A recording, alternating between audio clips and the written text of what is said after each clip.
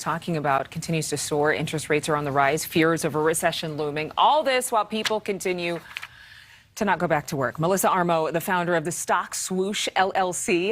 Melissa, I just like saying Stock Swoosh. But why? Why aren't people? I mean, is it the discouragement factor?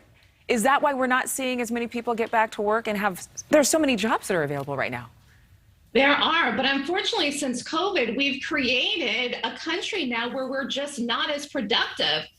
And unfortunately, we're 2 years past COVID now. We've got to get back to work. And people do need to work in order to support themselves. But there was so much government stimulus, I think people became to rely on that. Plus, there was fears of COVID. So it was all a combination of things. But with increased interest rates, you're going to have lower economic growth.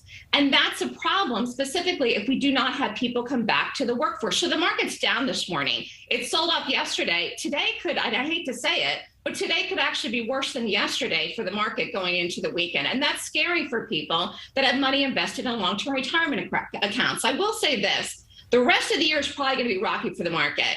So for people that like to buy dips, I caution that if you want to do it, because we could still fall dramatically from here. But it doesn't mean that the market is not going to recover. If you're young, if you're nowhere near retirement, stay invested in the market long term, because the market tends to be bullish for most of the life of the market. And what should people do in terms of financial planning? I mean, you mentioned young people writing it out, but there are a lot of people who are not in the young category anymore, and it's creating this general unease.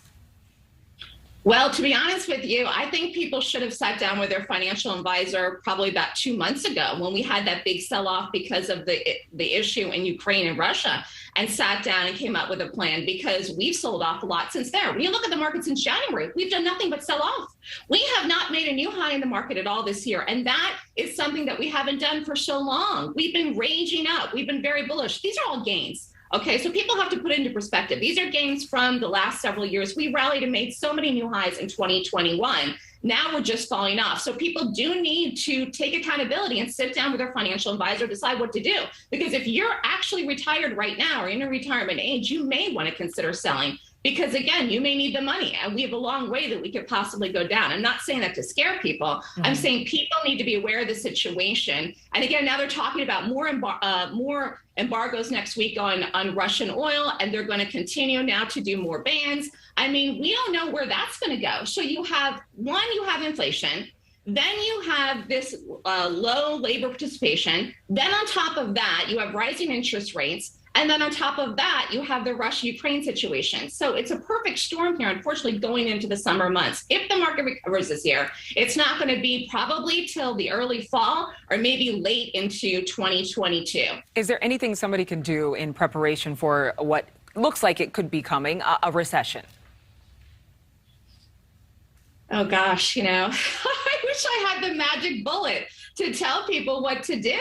And unfortunately, people, when they're going into these situations, if you didn't live in the 1970s, or if you were born in the 1970s and you were super duper young, you didn't live in the time where interest rates were 9–10%. So there's so many people now on this planet that have no idea how to deal with these types of interest rates or rising prices. I'd say make sure you don't overspend. I guess that's the best practical advice that I could give to people. Make sure you have cash on hand and make sure you don't overspend. And if you really feel like you need extra money, go out and get a part-time job or find something else to do for extra cash, because there's plenty of jobs available. That was part of the reason why the market's reacting bad today, is because we have low labor participation rate. Even 10 hours a week extra part-time can cover some of the costs for people. Yeah, it's certainly, there's an abundance of riches when it comes to jobs right now. Melissa Armo, thank you so much. Also, maybe we should talk to our granddaddies and our great-granddaddies and ask them what it was like when they were young.